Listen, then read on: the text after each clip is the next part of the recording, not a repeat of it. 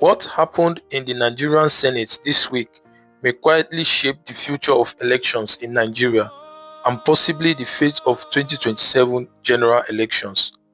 Because while the Senate insists it did not reject electronic transmission of results, millions of Nigerians heard something different.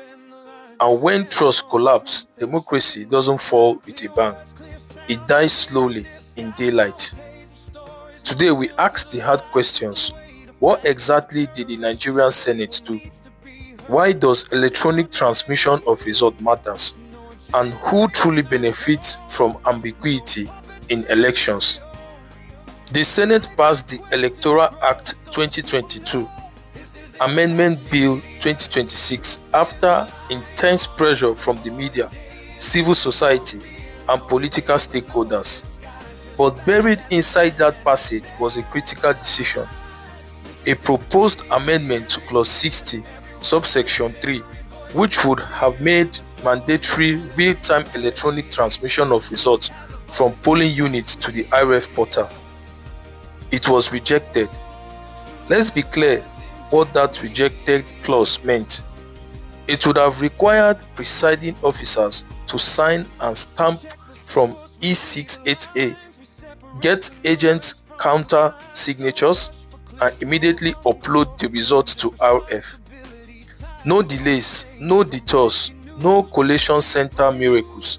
Instead, the Senate retained the old wording: the presiding officer shall transmit results in a manner prescribed by INEC in quote.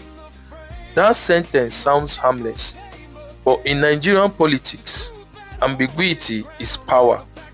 Let's address the elephant in the room.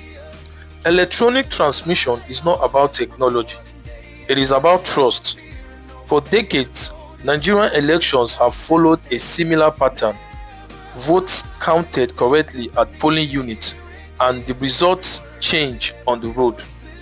Figures mutate at collation centers and democracy bleeds quietly.